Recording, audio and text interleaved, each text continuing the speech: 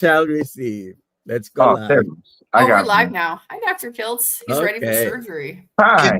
Can you guys hear me? Yes. Yes. Good morning. Good Good morning. morning. Beautiful Good day in morning, paradise. everyone. That It's the it is. 11th of November. What is that? 2025. Of course, it's Christmas cookies. It's chocolate chip cookies by Marnie. These are absolutely the very best cookies created in the universe. Next to my mother's. And they sit nicely on my desk as a gift. I mean, it looks like nice decorations. Sorry. And they're there because I asked Marnie to make them for me. I didn't say I'd eat them. It's all a gift, all a gift, all a gift. So let us know where you're coming from, where you're watching. I am in Central Florida at 35 degrees outside. Oh, wow. And very cold inside as well. Oh, wow. Is that normal?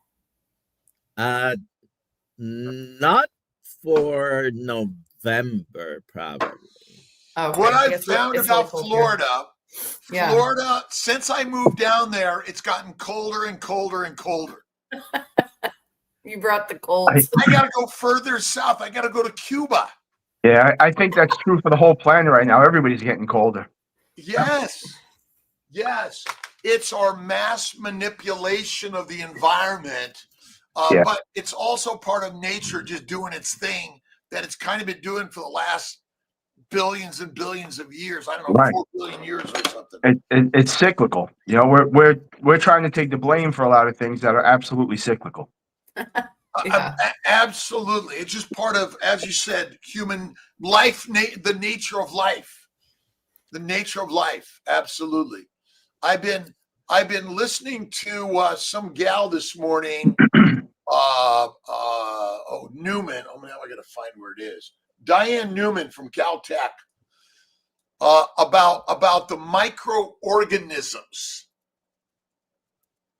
And I think I've been incorrectly commenting about the microbes, but basically they control the universe, our universe. Right. It's funny that you say that. I was watching, I don't remember who it was, but I was watching a podcast. They had a gentleman on that was heavy into the environment as far as solving issues and whatever. And he almost, and I'm by no means educated on the topic. I'm just going to regurgitate what he said. He was saying that we're so focused on carbon monoxide and what the cars are producing and everything. But if we get the carbon monoxide down below, I think it was 150, everything on Earth dies. The plants die. And because the plants die, the humans don't have oxygen. So the humans die. Everything just disappears. You know, we're lucky. We sit at about 400 change, he said, at this point. But we're really focusing on the wrong. You know, I'm just taking the word of somebody who's far more educated than I am on the topic. You know what I mean? Well, I'm always looking for educated people because I'm not. I'm a little dumb, I say, but I think that we're just here sharing stories. By the way, we're storytellers, and science is just another story. How true is it? I don't know. Right. Every time we think we got something figured out, we discover something that completely blows the top off it.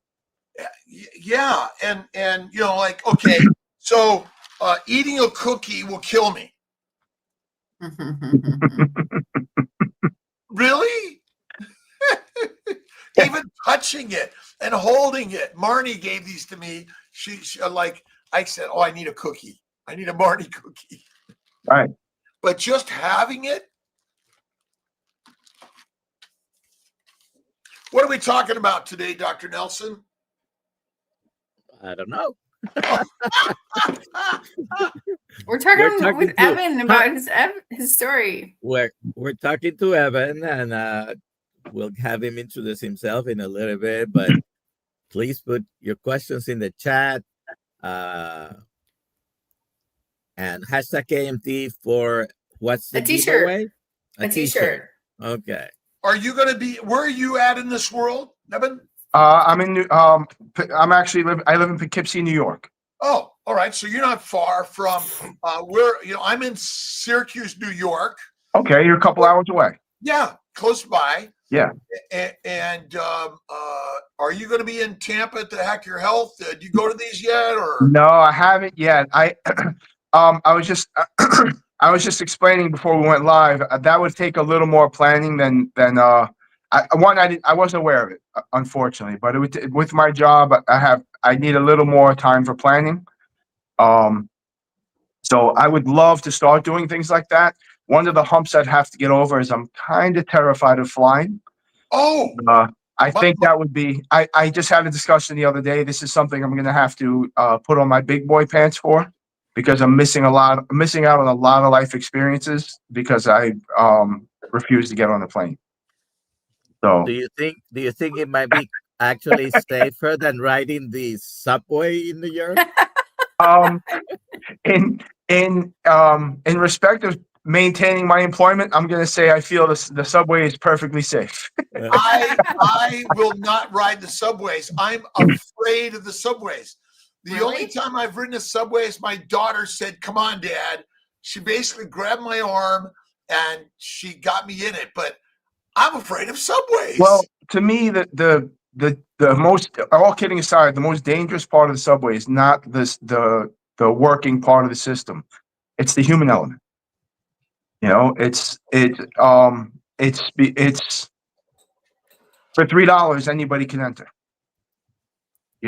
And that's ultimately what happens. It's a warm place to stay in the wintertime. It's in some situations it's a cooler place in the summertime.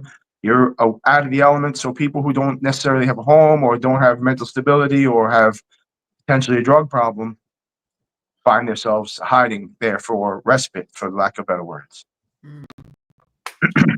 Well, any other organism will go down there too, right? The rats and mice, and I mean, are we any different than any other organism looking for shelter? Exactly.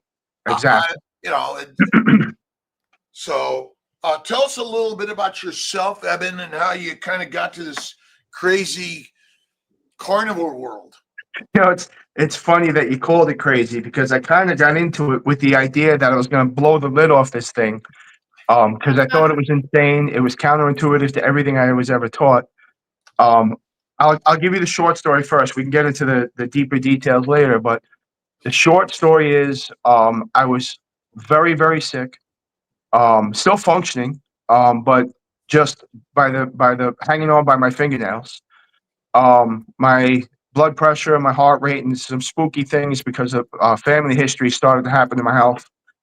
I had come across, years earlier, I'd come across a Joe Rogan podcast with, now I'm not going to remember his name, Jordan Peterson. And he spoke on his experience with carnivore, and I thought he was, I thought he was insane, but at the same time, I know the guy's very intelligent, and the way he presented it was that he's not speaking as a health professional or a dietitian. He's just a uninformed citizen, and this is what I'm doing for myself. But it sounded miraculous. He only ate red meat, and he spoke that he lost 7 pounds the first month, 7 pounds the second month, 7 pounds the third month. His so he had some psychological issues that kind of fade away, as far as depression, stuff like that. He started overall feeling better. All these great things happened for him. And again, I'm a common sense person. So if things make sense, you can if I feel like there's common sense in it, you can get me to try something. You know what I mean? But years went by, and I was coming to my wit's end as far as my health. Things were starting to scare me, and I ended up on a video call with my brother, and he came on. My brother always stayed fit, but for whatever reason, this particular time, he looked incredible. I can't put my finger on what it was, but I immediately jumped to. I was like, dude, are you going to the gym? Are you working out? What are you doing different? You look incredible. Like he's 10 years older than me. He's always looked younger than me, because I was always, into my 20s. I got overweight and in my 30s, I got diabetes, and there's a whole string of things. So I always appeared old because I was weathered. But like I said, he just looked incredible. And when I questioned him, he's like, I haven't been to the gym in almost a year. He said, I started this carnivore thing. He goes, I feel good. And he's like, I meant to talk to you about it. You should try it. You know, he's my whole life, he's always been trying to push me towards taking better care of myself. And that was the deciding factor for me. Jordan Peterson made sense to me, but now I had somebody who I could kind of try to break down and figure out the ins and outs of it. So again, it takes me a little while. I had to let my head sink into the idea. And I walked into a supermarket one day, and I remember it like it happened yesterday. My girlfriend was looking at Pepperidge Farms cookies, and I'm staring at the cookies. My blood sugar is at this point probably well over 300. And I'm like, I can't look at these cookies anymore. And one, I want to dive into the display of cookies and eat them all. And two, I know my health is falling apart. And I've been talking to my girlfriend on and off about this carnivore diet. I said, you know what? I can't. I'm going to try to watch my language. In the real situation, I was cursing. I said, I'm going to get away from these effing cookies. I'm going to go look at the steaks. I said, I can't look at these anymore. And I went and bought, which apparently was the wrong steaks. I bought like the leanest, skinniest little cheap. If you can imagine 6 steaks for $10 or $12, what they must look like. They were like borderline steakums. If you guys remember what those are. But I bought that, and thank God I had the presence of mind to buy a roast beef in case I needed a snack. And that's how I got started. And like I said, I don't want to kill the whole story in my opening, but it's been a wild ride, and I got so much more out of it than I ever expected. How young are you? I just turned 50, September 24th. Awesome. And what type of work do you do? I am a track worker. I repair and maintain the tracks for the New York City subway system. Love you. And what do your colleagues, coworkers think of what you're doing, or family members? At this point, I'm at it almost 2 years. I started on April 17th. At this point, everybody just understands that I do steak, chopped meat, all red meat. Everybody just kind of understands that, but we go by last name. So like, yeah, Marshall's having a steak. You know what I mean? And as of late, I'm eating once a day, so they never see me eat. You know, I work the third shift. I work from 10 o'clock till 6 a.m. So I eat at 1 o'clock in the afternoon, and I'm sustained the last few months. I'm sustained till 1 o'clock the following day. So now the guys who know me for years now are like, you know, Marshall used to come in with a giant bag of food and be eating, anytime we had downtime, you'd be eating. And now we never see you eat, you know? But the biggest thing they talk about is my transformation, you know? What's the number one transformation you could tell everyone, like, wow? Well, looking at me was the weight loss. But I'll be honest with you, at my heaviest before carnivore was 275 pounds. When I started carnivore, because my blood sugar was so out of control, the diabetes, I started to kind of fade away. I was starting to lose weight without changing my eating habits. When I started carnivore, I was like 260. So looking at me, that's the big, like if anybody else would say, oh, he lost, 75 pounds, because I sit at about 200 pounds right now. And I'm about 5'8". For me personally, I got my whole life back. Yeah. I was in crippling pain. I have a laundry list of symptoms here if you want me to go through it, but yes, please. Okay. I had I probably still have it, but I can't feel it, so I'm going to say I don't have it. I had arthritis in my feet that was diagnosed through an X-ray or an MRI. I'm not sure which. I had not like lumps in my calves, like knots.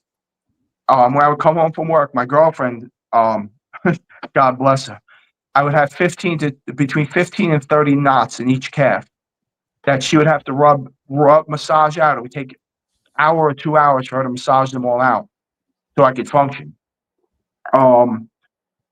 typical knee pain from, well, what I thought was typical knee pain from being, I was 47 at the time. I figured 47 years old, things just start to hurt. Constant muscle soreness. I had crippling back pain. To go to work, I would take 1,800 milligrams of ibuprofen twice a day just so I could function through the day. Wow. And if I did this motion, which the tools in my job are different than tools in most jobs. Our wrenches are 5 feet tall. And when you use them, you move your whole body, because you need a lot of torque to make them tight for the trains to roll through them. So this is something you're doing every day. And if I made that movement, I would get a shooting. Let me adjust my camera for a second. I would get a shooting pain that would wrap around my chest. I guess it was a nerve pain. I don't really know. But it would stop me dead in my tracks. And I couldn't move for a couple of minutes. And if I did that same move again, no matter how many times I did it, I would get that shooting pain. And like I said, the pain itself was crippling. I couldn't play football. My son was big into football. I couldn't throw the football around with him. If I got to throw it 3 or 4 times, I'd have to make an excuse to get out of the game because I was in so much pain. My movement was extremely limited. I had severe headaches, along with rubbing my calves. My girlfriend, when I would come home from work, would rub my head. Almost, if I was awake, she was rubbing my head the entire time. Tendonitis in my elbows. My energy level was horrible. I would basically come home from work. I would get home like 7:30, 8 o'clock in the morning, and I would sleep, with the exception of getting up to eat and going right back to sleep. I would sleep all day long till it was time to go back to work. And food shopping with me was a nightmare. Because I had no energy and my eating habits are horrible, so I was constantly hungry. It was like a test of strength for my girlfriend to listen to me complaining and, just, can we get out of here? Are we done yet? If she, God forbid, she added anything onto the list, I was like a furious animal. You know what I mean? How has this beautiful woman stayed with me through all this? I have no idea. But it was that's all I have listed. There was more. Oh, and the worst. About 4 years ago, I developed. I'm gonna try to use the medical terminology for the body part. I hope it's not too graphic, but I woke up on a Monday morning. No, it's longer than that. It was almost 8 years ago. I just started my job, and I was on probation. And I had taken a shower, and while I was washing, I found a boil on my scrotum. So that's my initial thought was cancer. So my stomach flips, I get sick. I was in a different relationship at the time. I called my girlfriend in to take a look at it to see if it was what I thought it was, and she told me no, it's a boil. Which stupidly it like relieved me. I was like, oh, okay. I know people with boils, no big deal. And my job has a year-long probationary period, and it's you can take sick time, but it can extend your probation. There's things that you have to do a full year, and I never wanted my sick time to get my probation to be extended, so I ignored it. I went to work. That was Monday. Wednesday night, I felt horrible.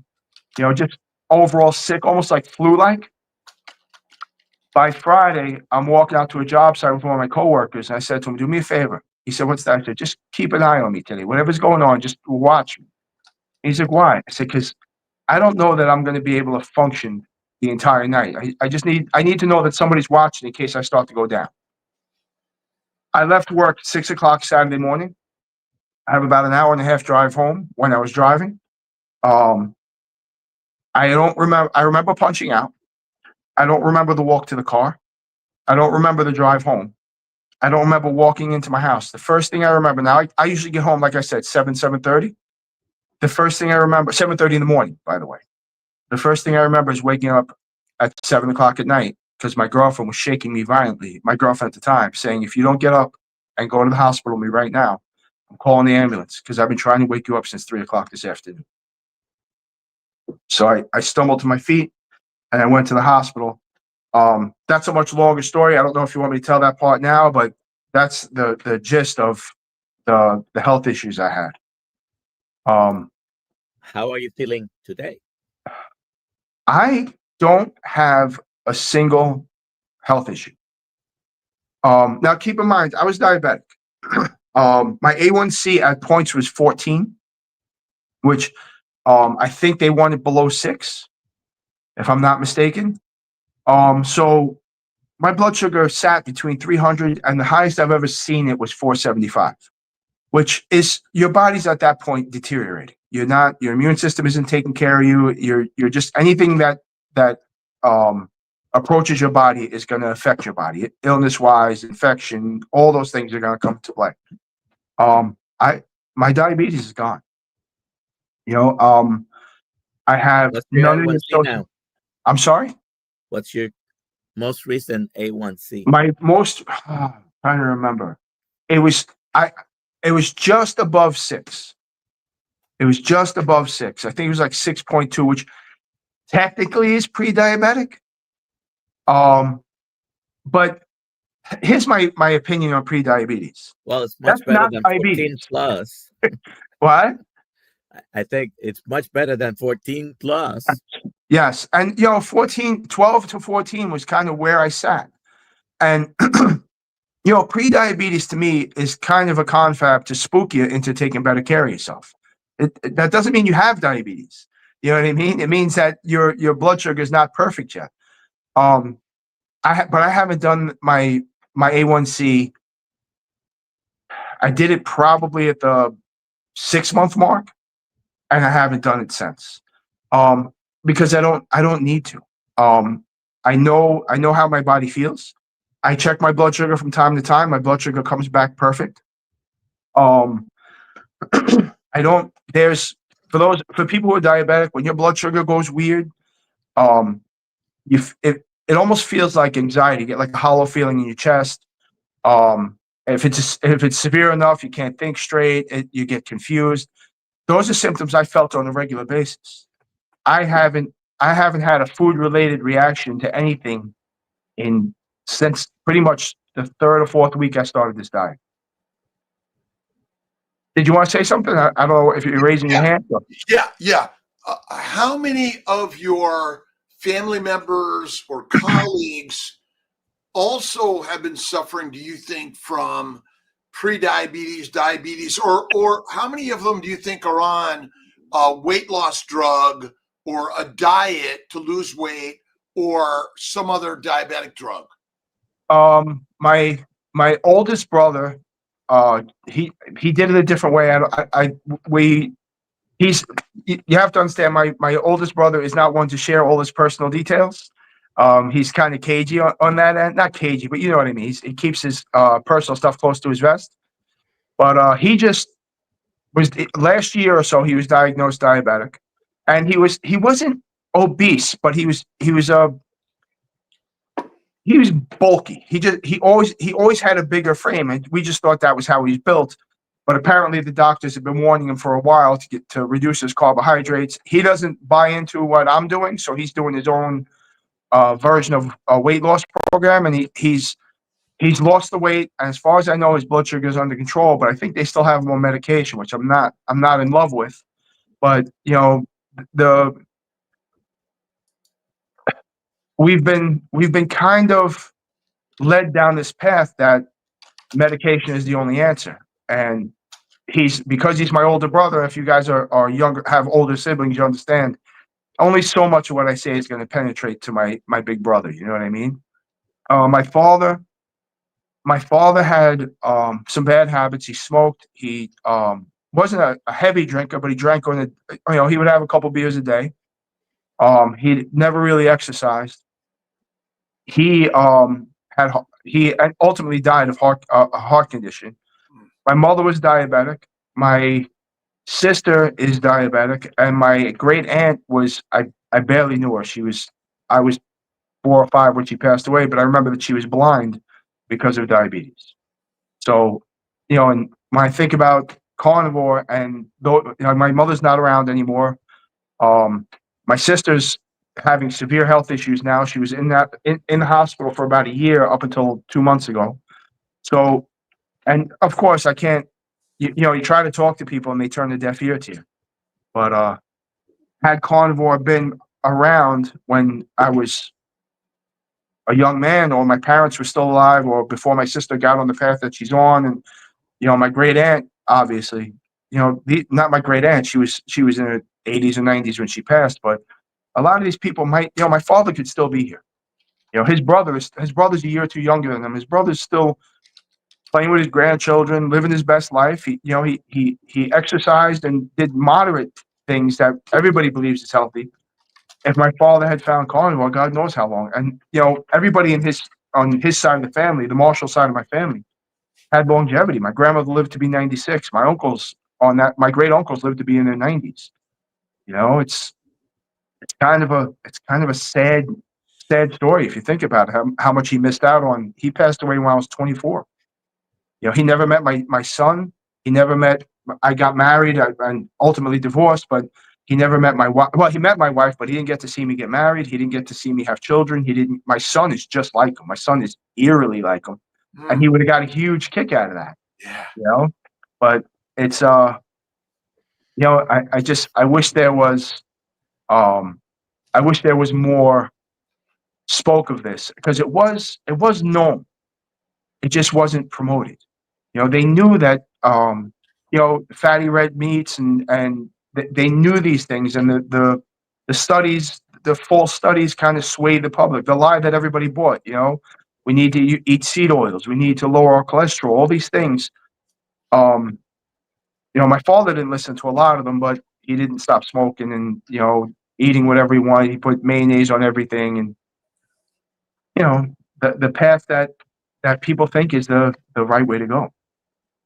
Unfortunately, I kind of went on a long rant there, but well, this is why we're here, to share stories, because ultimately the documented stories are the reason we're all making the changes in the world. I just Googled what percentage of Americans are on prescription drugs. 65 to 70%. Then the question is, what percentage of people are metabolically unhealthy? Dr. Nelson, isn't it like 70 to 85%? No, it's higher. Oh, what is the number?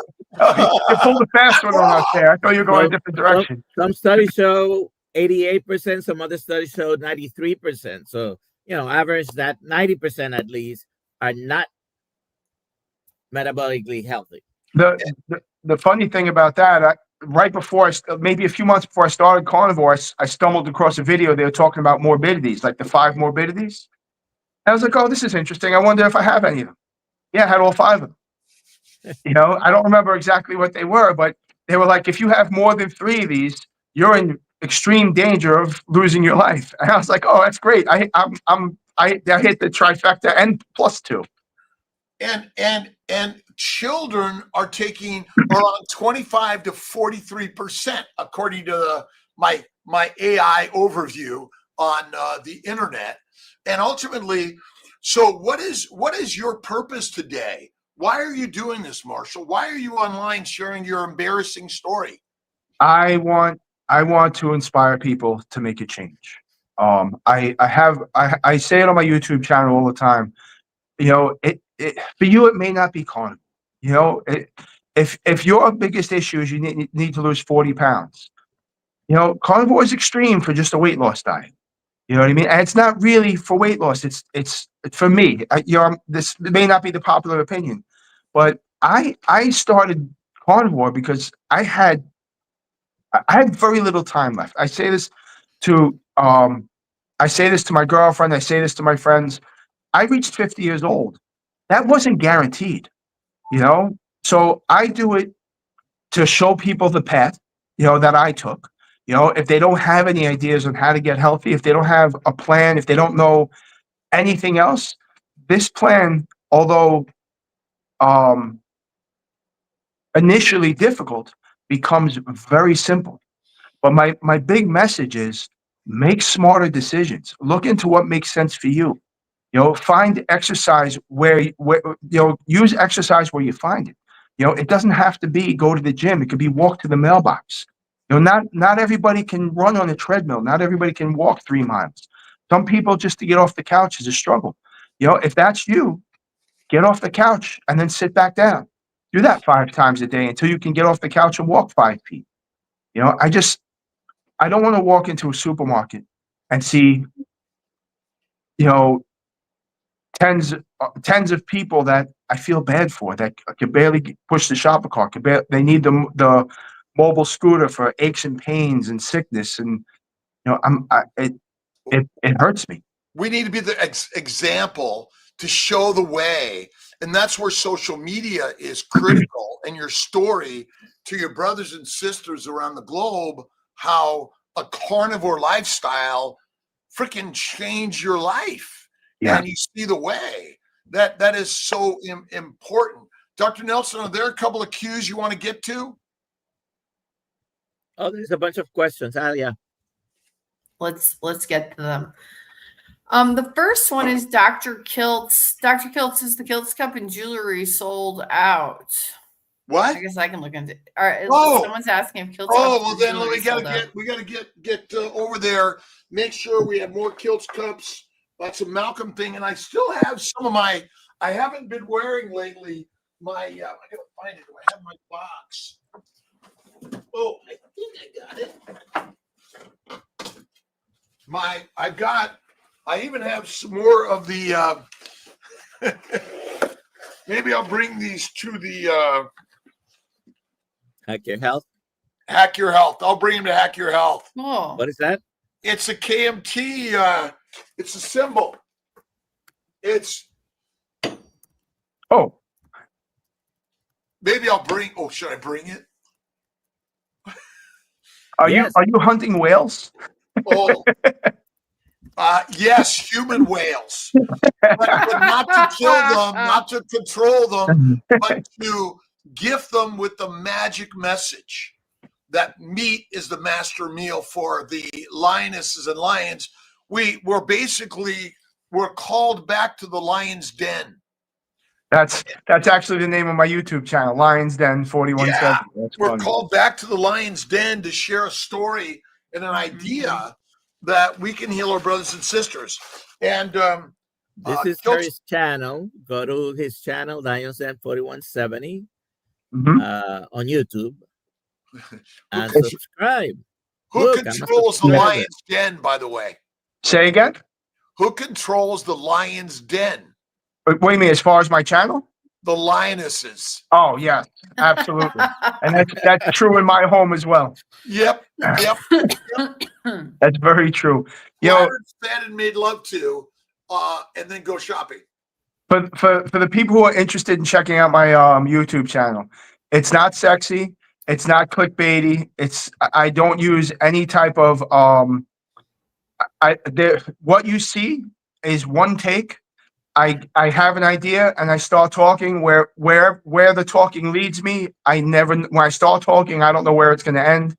Some of it's about my exercise, some of it's about my diet, some of it's just my day-to-day life, living carnivore. I do it. Would I love for my channel to take off someday? Absolutely. But at the end of the day, I do it for somewhere to kind of just let it out and discuss what's on my mind. It's already taken off. Thank you. It's already taken off. By the way, Dr. Kiltz, in my house, I'm the king, and I was authorized to say that. Yeah. Do you run the show when my girlfriend's not around? Do you have any daily readings or spiritual or books or ideas that you also focus on every day to build your life in a better way? I not so much. My belief system is different than most. I do believe in a higher power. I'm not 100% sure what that higher power is, but I try to live my life in a way that is not disrespectful or hurtful to anybody, especially the higher power. But I base a lot. I'm a strong believer in karma. I really, and I've seen it happen 100,000 times. If you put good out there, I'm fortunate now. I have a great job. Things financially, I'm kind of stable. But before I got this job, that wasn't really the case, and I went through a lot of struggles and obviously a lot of health issues. And when I was at the borderline of losing everything, inevitably, whether it was a brother, a friend, a stranger, something would come out of the woodwork and just kind of save me in the moment from becoming the worst version of myself. Whether it was homeless or like my brother, for example.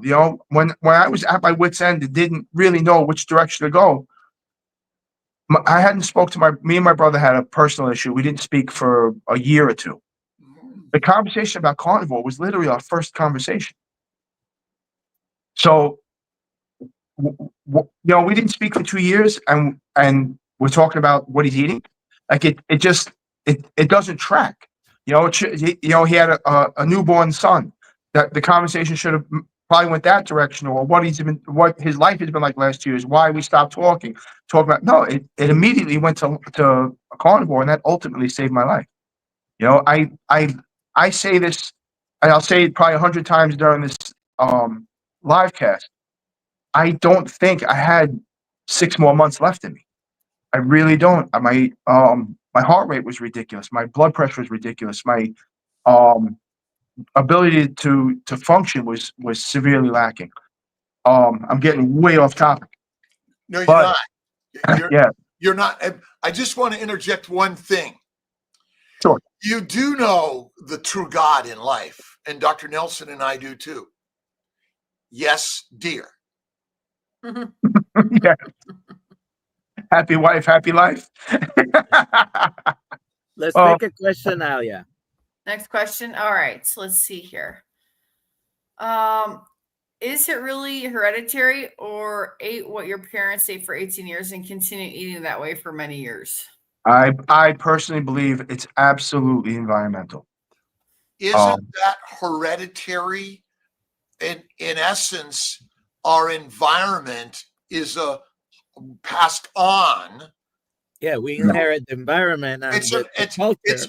It's all inheritable. Again, how we live, it's all part of our DNA and genetics to listen to the environment we live in, and that's genetically predisposed. Yeah, long before you have the ability to cook for yourself, you have 10, 12, 15, 18 years at the minimum of eating whatever your parents ate. And not to say that people's parents are poisoning them or doing something horrible. They're doing what they know. My father cooked. My father, with the exception of if we're on a road trip and we needed to eat and there was no place else to go, I didn't have McDonald's 5 times before I was 20 years old. It just wasn't available in my home. My favorite meal of the universe is a Big Mac, fries, Coke, supersized. Oh, that is like, oh my God, heroin. I was back. I used to walk 4 or 6 miles in my early 20s to a McDonald's so I could have a Big Mac, large fries, and a Coke, supersized. The best thing that happened was Fountain Avenue, Sunset Boulevard. McDonald's opened up when I was at Thomas Starr King Junior High School, and we used to walk there, I don't know how many times a day, but basically we're in a heroin den. We're in a drug den, essentially. Where was this? Was this where you live now? No, I grew up in L.A. Oh, okay, because there's a Fountain Avenue where I grew up in Queens. So I was just kicked out of school in a gang, couldn't read, father in jail. That's my elevator speech. Right. I'm inspired by it every single day. Yeah, my mother was in my early childhood until I was in my 20s. She was a 2-gallon of vodka drinker, abusive, borderline sociopathic. Like that moment where you have when you're a baby where your mother bonds with you. I never had that. So her passing was weird because it was sad that she passed, but more because I never had that opportunity to really make that mother-son connection. You know what I mean? So when I tell people, look, you don't have to like where I am, but you don't necessarily know where I came from. We all came from the same source. Right. It's called God. Yeah. We are the gods of the universe. And we are the warriors of the universe, and we are the lionesses and lions. And what we're doing is saying,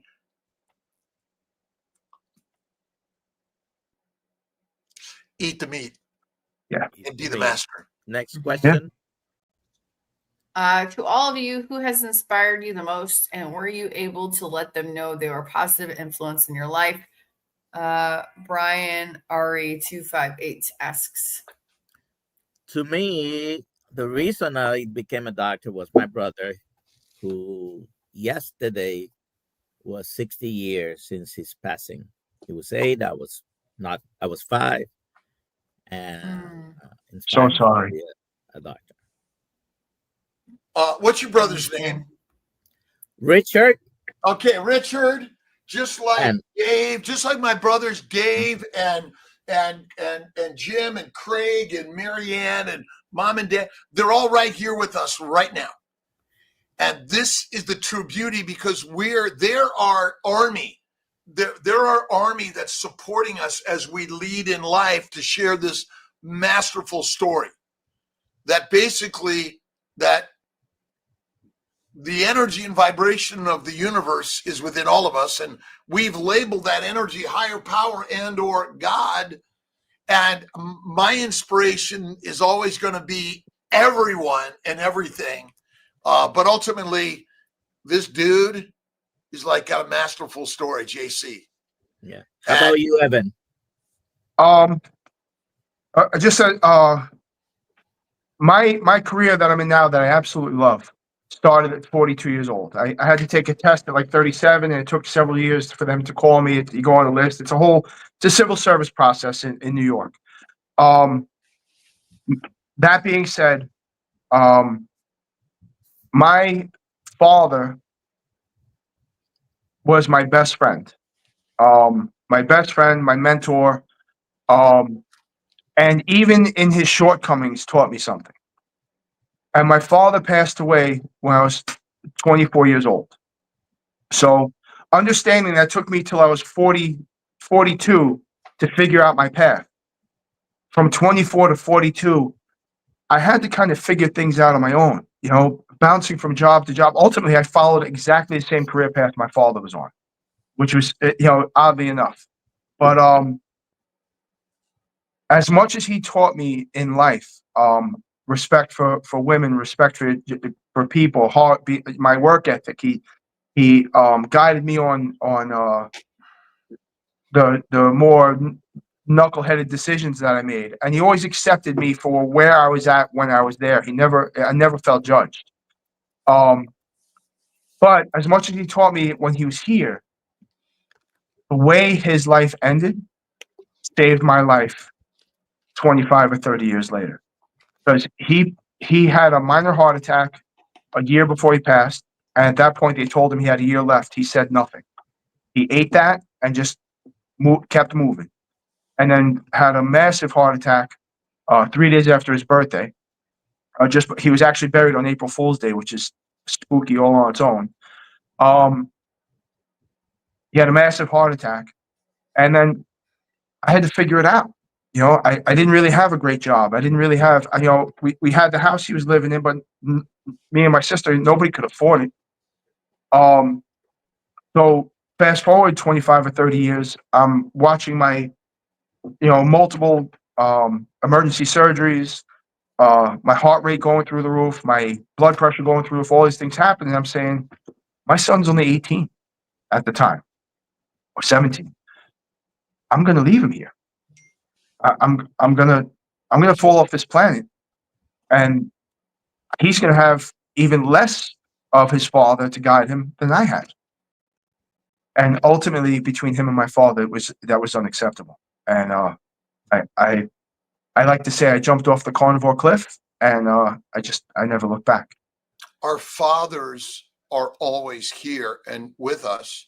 Think of the one guy, a story of a guy who actually is dead, but is more alive than anyone we know. And again, it's the human stories that we've told of struggles, of failure, of falling, that actually give us the most strength in life. And that's why having a story is so critical and amazing. Our fathers are ultimately part of that story. Absolutely. Alia, how about you? Yeah. There was a little lady, and I say little because she was like just a couple inches past 4'5", and she taught me how to read and basically raised me. And so she was very influential in my life because my parents were working all the time. She's cute. Angelina and Gelsomina, my grandmothers. Aw. They and our grandmothers. Remember, Mother Mary is the most silent and strongest woman you'll ever know. I don't care if you believe in God or not. I don't believe you. But remember, how many people watch or read stories in order to fill their lives? Right. And that's what this is all about. And a lion's life is that of a sheep herder. He herded the sheep, but what he did was invited them back to the lion's den to be given the simple truth that they are lions. And we have that already. Right. That's it. Absolutely. Absolutely. You know, Stevie, yeah, I'm sorry. Stevie says, Evan, do you know Hitachi Rail? I don't know what he's referring to. Say that one more time. Hitachi Rail. Hitachi Rail. I'm not familiar. It's there on the. I understand the don't know question if here. I don't know if that's a name or a type of train equipment or something, but I'm not familiar, unfortunately. No. All right. Anthony Impala. Hey guys, love your work. I've started to introduce chicken liver in my diet. How much can I consume safely? Thanks in advance. What was it that he included in his diet? Chicken liver. Chicken liver. I definitely can't answer this. I haven't eaten chicken in almost 2 years. Chicken liver is amazing. The whole chicken is amazing. And with the skin, the organ meats, and all of it. But ultimately, who went chicken hunting? Nobody. Industrial production of food. I feel like cows are much easier to catch. And they were most easily they were domesticated, Right. and we're domesticated animals. How do you domesticate an animal? You feed it. Feed it plants. Oh yeah. You can't domesticate a lion or a tiger very easily, but you feed them too, and they will do tricks and things. But ultimately, they're more likely still to eat you. Yeah, it's on their terms. Yes. It's on their terms. You know, you can't there's an old story, I think it's a turtle bringing a scorpion across the river, and he agrees to do it because the scorpion promises that he won't bite him. Halfway across, the scorpion bites him, and as they're going down, the turtle says to him, "Why did you do that? Now we're both going to drown." And the scorpion says, "Well, it's in my nature." It's my nature. Yeah. You know, you can't. What you are is what you are. To a certain degree, you can withstand it, but you can't beat it. We never die. We only transfer our energy. Right. It's all built in the molecular structure of the universe. Death is not a true statement. It's only a transfer of energy to other frequencies and organisms. Because without the microbes, there's no plants. Without the plants, there's no animals. And it's actually circular. And without the sun, there's no life. Right. And all of it is just is basically light energy. We're just transferring photons, electron passages. So Evan, Goret asks, why is this amazing woman still a girlfriend? Make her a wife already. That's a question my girlfriend keeps asking me. No, we have and we both agree on this. I joke when I say that we have pretty much the perfect relationship. There's to me, marriage is always has been about raising children and having them share your names and a sense of unity in that form. Me being 50 years old and nothing against people who decide to do this at my age and older, my brother did it. I have zero plans of having any children. I was married once and divorced. I don't want to say it left a bad taste in my mouth, but it's a lot harder to exit than it is to get into. One ex-wife is enough. Yeah, and here's the thing: if you looked at and this is a controversial thing to say, but I'm going to say it. If you looked at a marriage as a business, and you asked to sign the same contract in a business that you're asked to sign in a marriage, I don't think anybody would do it. It's just it's financially when it ends, it's a losing proposition, and it's not.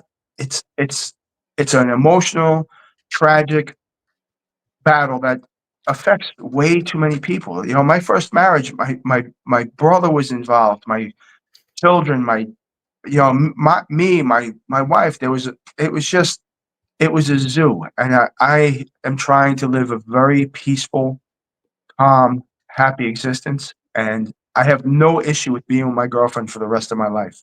I just don't want to have to do lawyers if for some reason one of us changes enough that we have to get out of the relationship.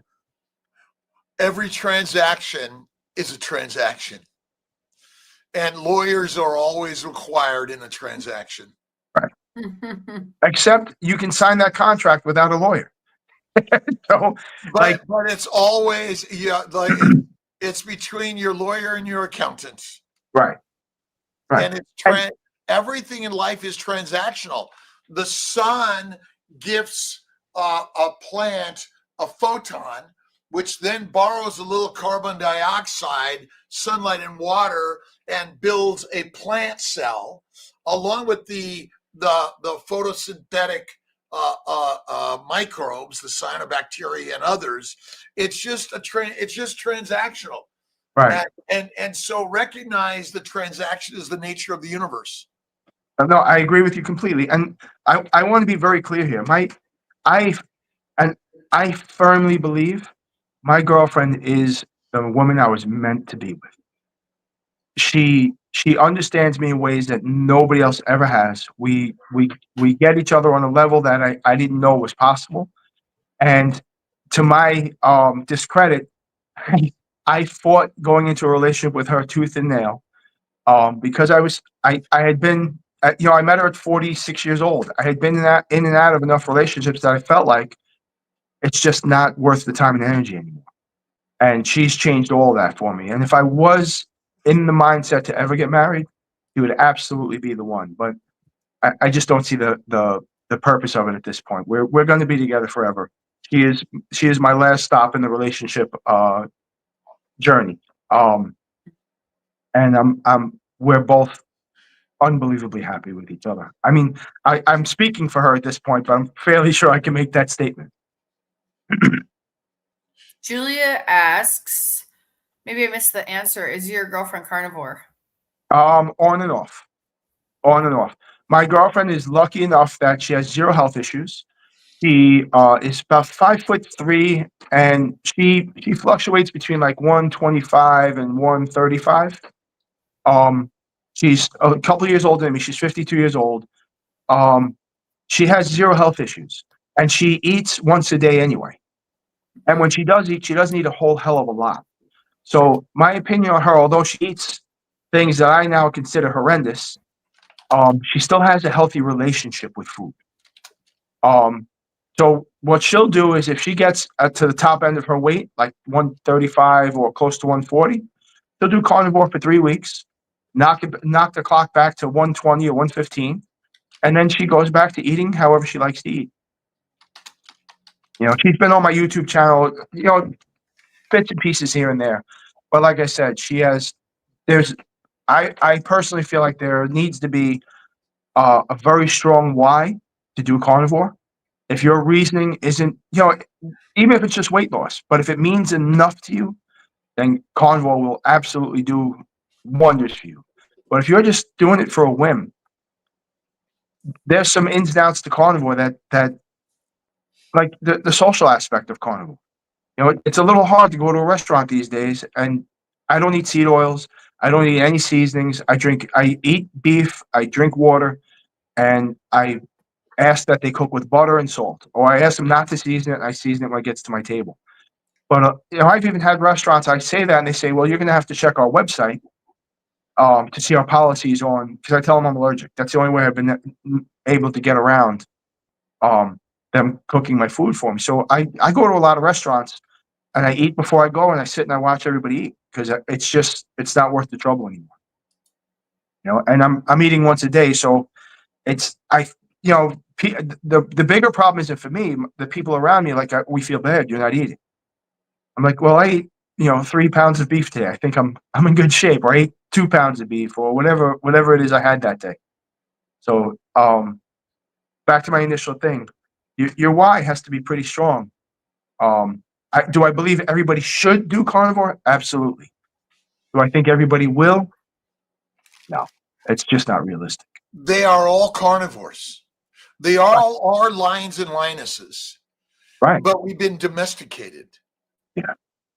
And when you live in a domesticated world, which is basically it's a prison. Yeah. It's a cycle of you eat these foods that they say are healthy, you end up sick. They give you medication so you can keep eating the foods that you think are making you healthy that make you sicker, so they give you more medication. It's really, really, when I got diagnosed, when I told my doctor I was becoming carnivore, the look on her face was borderline terror. And I said, I understand. I said, trust me, I know I have the same nervous feeling. And I know there's going to be a couple of red flags.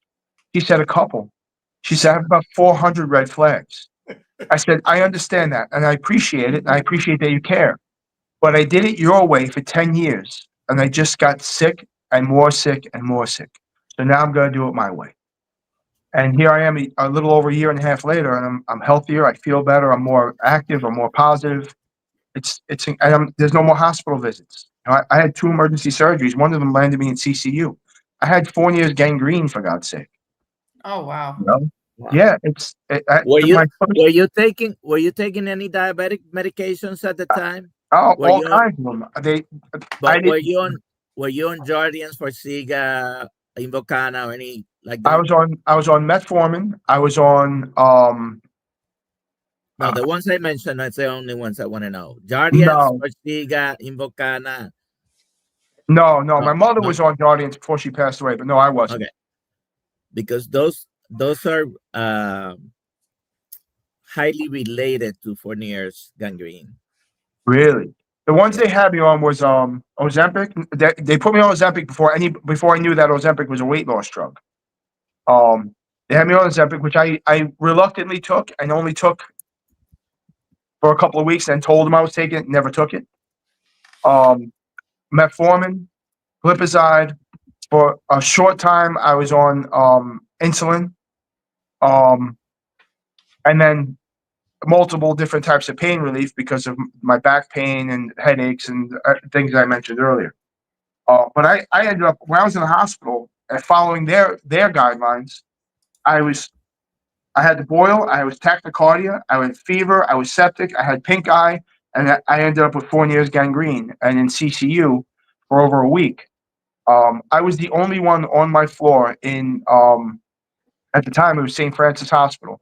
I was the only one in CCU that was conscious. Wow. And the doctors kept saying to me, we can't believe you're not on a ventilator right now. We don't know how you're not on a ventilator. Which I was on pain medication and loopy. So I was just like, oh, cool, thank you. Not realizing that they were saying is you should be fighting for your life right now, and we can't figure out why you're not. So. Alia, who was the winner? Ozzy Charles, congratulations. You want a t-shirt? Please email me at alia@drkiltz.com and I will get you your t-shirt. And Hack Your Health this Friday, Saturday, Sunday. Be there. sign up for our Friday evening dinner. Everyone's welcome. We want to build this community. Eben Marshall's brothers and sisters that already are followers on his channel, everyone's welcome. Kiltz Mighty Tribe is for free for everyone. And Dr. Nelson is sharing the message through Carnivore Coaching that everyone should become a member and become a coach. And then let's share that with the world, shall we? Absolutely. Yes. Marshall, you're amazing. And yes, Doctor. Yes, Nelson. 3 p.m. I believe we have Carnivore's grandma today, right? Yeah. Love Robin. Robin.